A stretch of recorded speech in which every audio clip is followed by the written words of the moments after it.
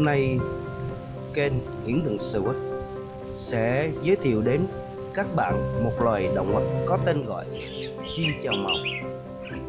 Chim chào màu là chim gì? Cách nuôi và chăm sóc chim khỏe mạnh, hót hai. Chào màu sinh sống chủ yếu ở châu Phi và vùng nhiệt đới châu Á. Một số chào màu có màu sắc sặc sỡ với tiệt, má, họng, lông mày có màu vàng, đỏ hay da cam, nhưng phần lớn có bộ lông với màu chủ đạo là đen hay nâu ô liu đồng nhất. Thức ăn chủ yếu là trái cây như chuối, táo, cam, đu đủ. Mùa sinh sản của chào màu bắt đầu khi thời tiết chuyển dâu từ mùa xuân sang mùa hạ. Vào khoảng tháng 3 đến tháng 6 là những chú chào màu bắt đầu vào mùa sinh sản. Những chú chào màu trưởng thành sẽ ghép cặp cùng với nhau trong khoảng thời gian từ tháng 10 đến tháng 3 năm sau. Chim chào màu là một loại chim cảnh phổ biến và được nuôi nhiều nhất tại nước ta. Do tập tính sinh sống của loài chim này rất phù hợp với điều kiện tự nhiên ở Việt Nam. Hơn nữa, loài chim này sở hữu hình dáng đẹp và giọng hót rất hay nên được rất nhiều nghệ nhân chơi chim cảnh nuôi. Để sở hữu một chú chim chào màu cảnh không phải chuyện khó, nhưng để chào màu căng lửa, hót hay và bộ lông óng ả thì không hề đơn giản. Hãy cùng Hiển Tượng Swat khám phá cách nuôi chim chào màu căng lửa hay nhé.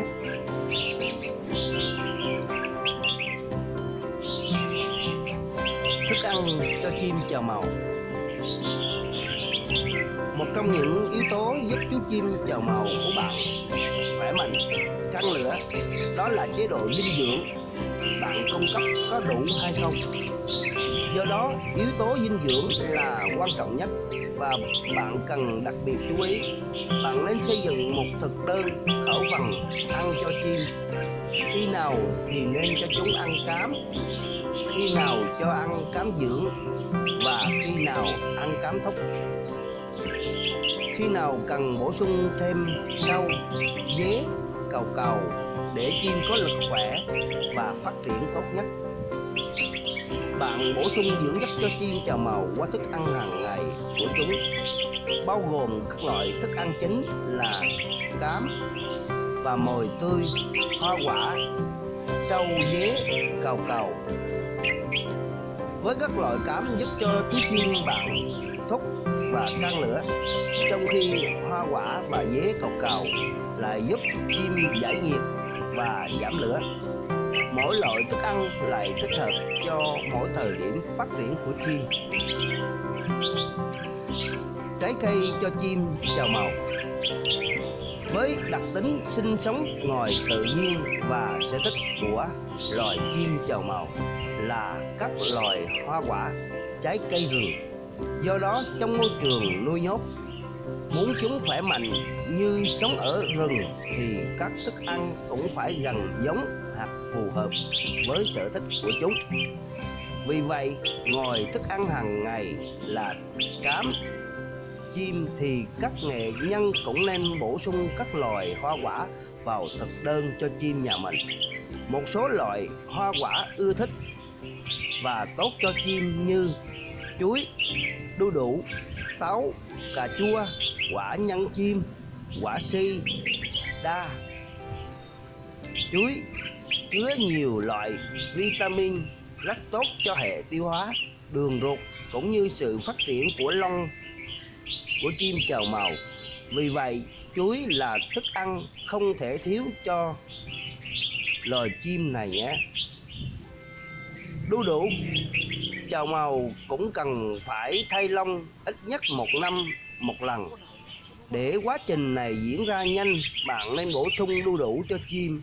Đu đủ là một thức ăn rất tốt cho chim thay lông. Nó giúp quá trình này diễn ra nhanh hơn. Một số dưỡng chất có trong đu đủ còn giúp chim có bộ lông óng mượt.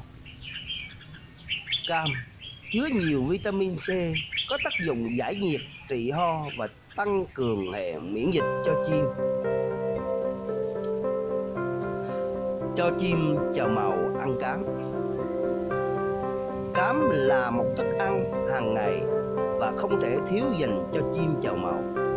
Cám cung cấp đầy đủ chất dinh dưỡng cần thiết cho sự phát triển của chim, đồng thời với tính nóng nên giúp kích lửa cho chim rất hiệu quả. Tuy nhiên, bạn cũng nên tỉnh táo để lựa chọn loại cám không quá nóng và phù hợp cho mỗi giai đoạn phát triển của chim. Hiện nay, trên thị trường có rất nhiều loại cám cho chim chào màu, giúp bạn có nhiều lựa chọn hơn. Nếu bạn có thời gian hiểu biết về các loài cám chim và chủ động nguồn thức ăn cho chim cảnh nhà mình, bạn hoàn toàn có thể tự làm cám chim và dễ dàng kiểm soát được các dưỡng chất có trong cám. Bật mí một công thức làm cám đơn giản tại nhà và áp dụng thành công.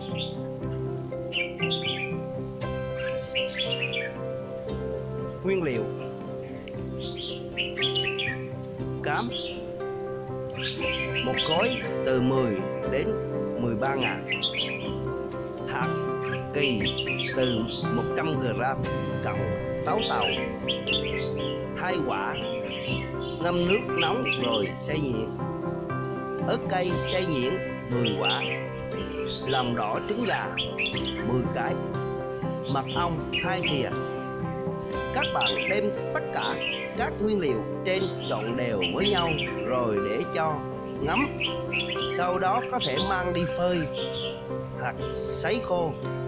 Chú ý, khi phơi hay sấy khô chỉ để cho cám khô vừa tới, để vừa giữ được chất dinh dưỡng vừa dễ bảo quản. Nếu có được máy đun cám thì là tốt nhất nhé. Chúc các bạn làm thành công nha. Mồi tanh giúp chào màu căng lửa. Chim cảnh nói chung và chim chào màu ngoài tự nhiên rất thích ăn hoa quả.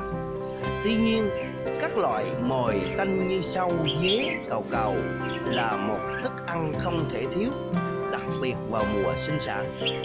Mồi tanh cung cấp cho chúng đầy đủ các dưỡng chất để sinh sản và nuôi chim non. Do đó, trong môi trường nuôi tốt nhất, chúng ta cũng nên cung cấp các thức ăn mồi tươi thường xuyên cho chim. Một số loài mồi tanh chúng ta dễ dàng mua hoặc nuôi tại nhà như sâu gạo, dế, cào cào. Lưu ý, trong thời gian chim thay lông,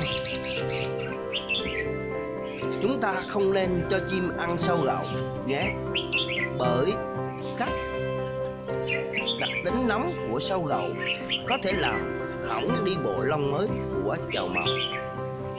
Có một số nghệ nhân chơi chim chia sẻ buổi sáng nên cho chim ăn trái cây, chiều lại bổ sung mồi tanh. Tuy nhiên, theo kinh nghiệm của mình thì điều đó chưa hẳn là đúng. Tùy vào kinh tế và điều kiện cho phép của mỗi người mà thực đơn cho chim cũng khác nhau. Nhưng bạn cũng phải cung cấp cho chim mồi tươi và hoa quả tối thiểu một lần một tuần. Cho chim chào màu tắm.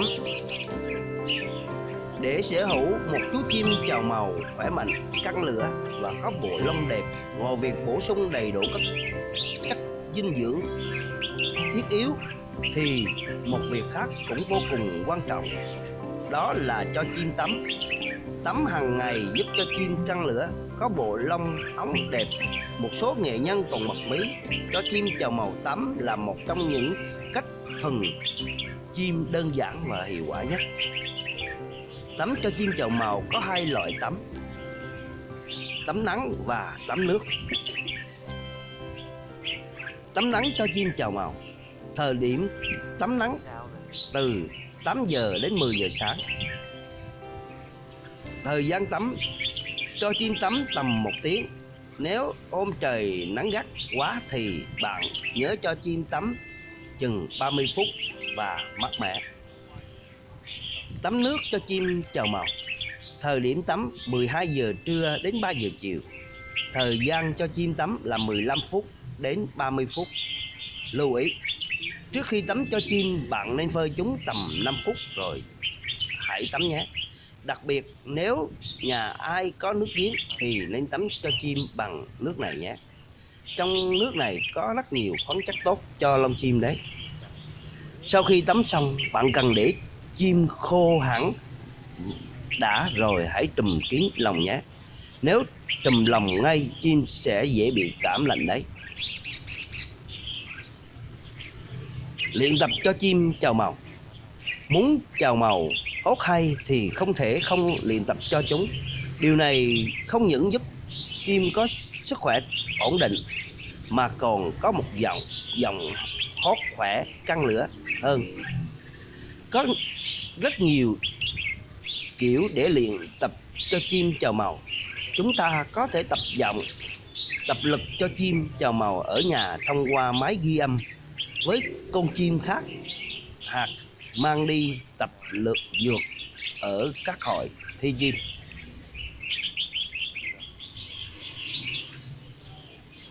Lưu ý: khi chim mới thay lông xong hoặc chim mới căng lửa, anh em đừng nên mang chim đi thi thố, tập dược ngay, mà cần được luyện tập tại nhà một thời gian để chim căng lửa hẳn mới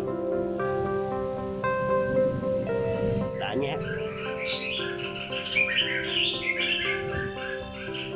Cách tập lực cho chào màu tại nhà: tập lực sẽ giúp chào màu có một sức khỏe dồi dào và ổn định, từ đó có được lối chơi ổn định, không kháng ngán đối thủ nào hết.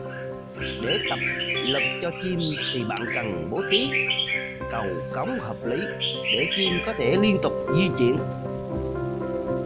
Việc này giúp chim di chuyển linh hoạt hơn và có sức khỏe tốt, và tránh được tình trạng bị ì sau một thời gian. Bạn có thể tham khảo cách bố trí lồng tập lực cho chim chào màu chuẩn bị thi đấu ở video nhiều nhé.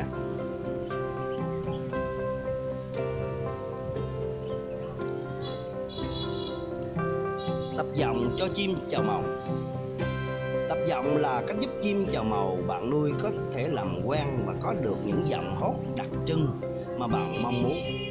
Để luyện giọng cho chim, bạn có thể tải những video chào màu hót về máy và thường xuyên cho chim nghe. Đây là một cách luyện giọng cho chim quá hay, bởi chim của bạn sẽ bắt chước những giọng chúng được nghe, qua đó điều hướng và xây dựng được giọng hót cho chim chào màu. Ngoài ra, nếu có thể thì hãy mượn một chú chim có một giọng hót hay để cho chim nhà mình học theo. Bạn chỉ đơn giản cho nó nghe tiếng của chú chim kia thôi, chứ đừng để chim đập mặt. Bởi nếu chim bạn yếu lửa hơn chú chim kia thì sẽ bị bắt vía và tụt lửa nhé. Cho chim cọ sát với loài chào màu khác: khi thấy chim chào màu của mình đủ cứng thì bạn có thể mang chim đi cọ sát tại các câu lạc bộ hay các hội thi chim. Bạn nên chọn những chú chim vừa tầm mức độ lửa ngang chim của bạn thôi nhé. Nếu phải thi thố với những chú chim già căng lửa và đã được thi đấu nhiều thì khiến chim của bạn bị sợ và có thể dẫn đến tụt lửa. Không nên cho chim thi đấu hết sức của mình. Ví dụ, nếu lực chim của bạn thi đấu được 2 tiếng thì bạn cũng nên cho chúng đấu khoảng 1 tiếng 30 phút thôi nhé. Như vậy sẽ làm cho chú chim của bạn ức chế và hung hăng hơn, đảm bảo lần sau chúng dám chiến đấu với bất kỳ con chim nào khác.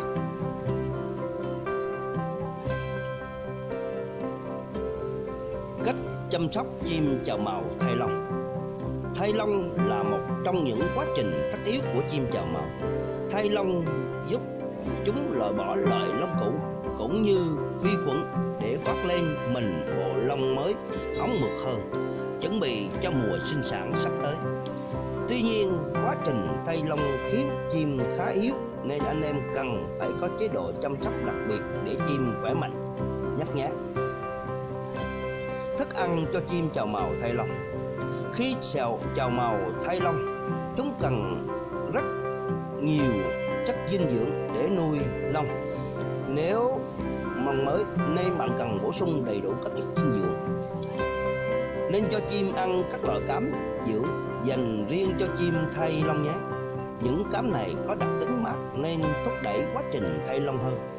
Tránh cho chim ăn những thức ăn kích lửa, bởi nó sẽ làm hỏng bộ lông của chim sau này. Nên bổ sung các loại hoa quả có tính mát và nhiều màu sắc.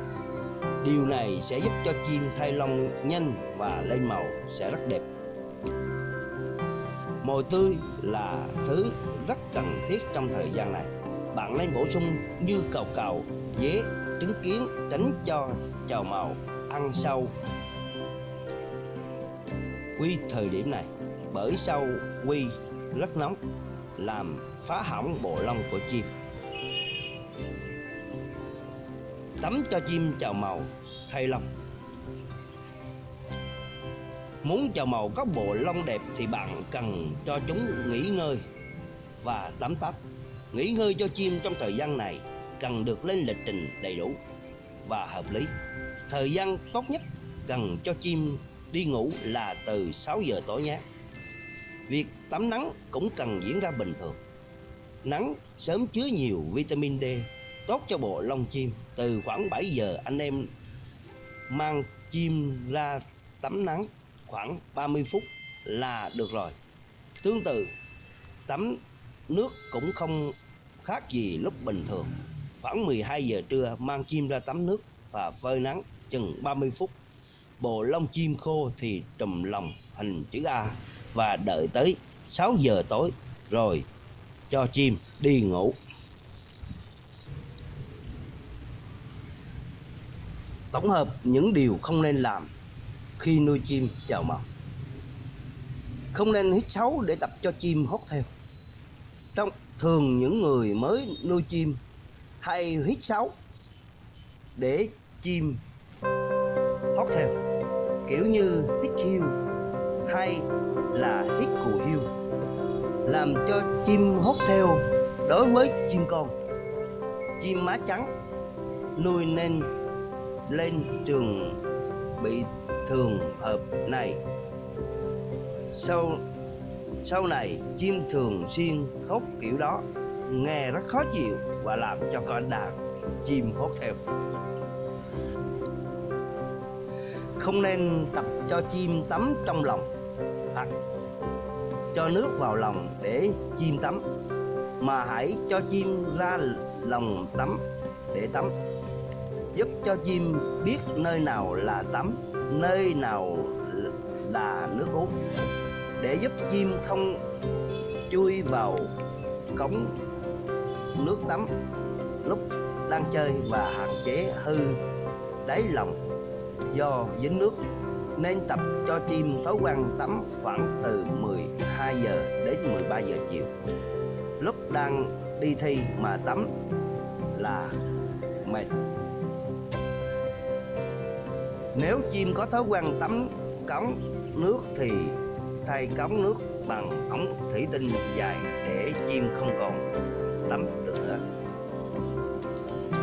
Không kè lồng cho chim cắn nhau hoặc kè gần, làm cho chim có thói quen bu lồng, chụp lồng, và phải xác định nuôi chào mào để hót chơi chứ không phải để cắn nhau.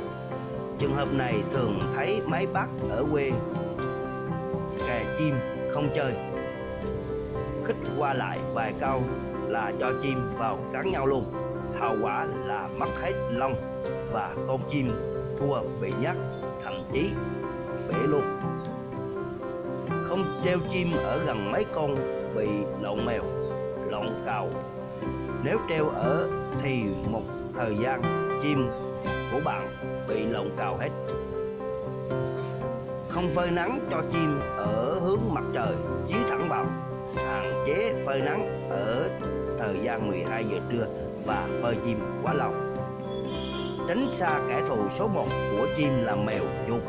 Nhiều người treo chim không để ý, treo lên nóc mà không biết rằng chuột có thể nhảy xa khoảng 1 mét để tới lòng chim.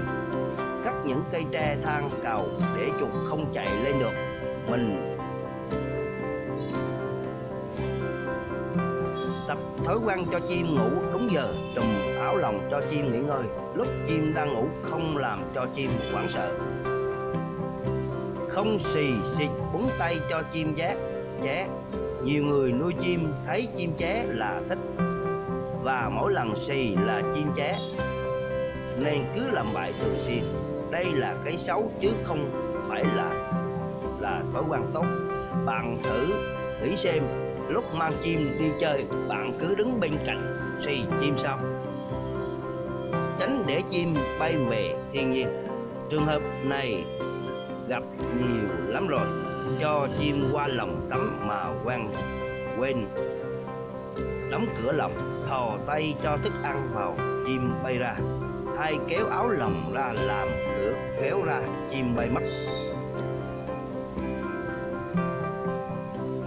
Những lỗi này thường hay xảy ra với chim con má trắng nuôi lên.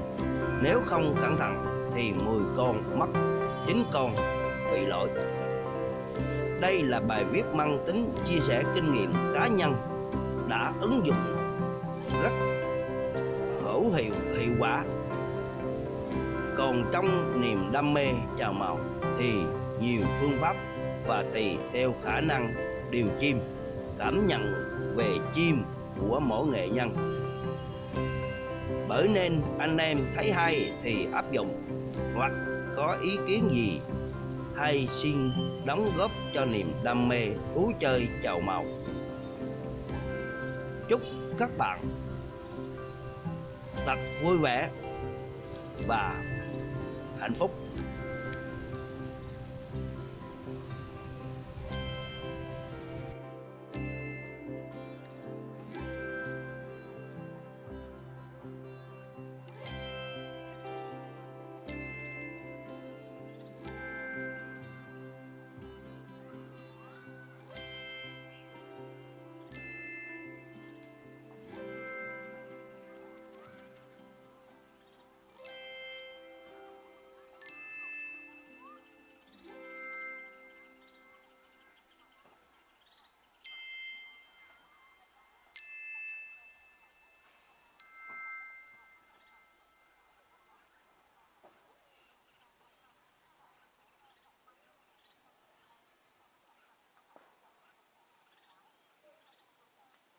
Xong anh em nhá, anh em nào có nhu cầu cứ liên hệ số điện thoại 097 123 149 nhá.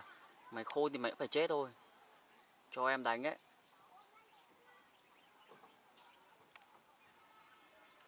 Ok nhá, xin chào toàn thể anh em.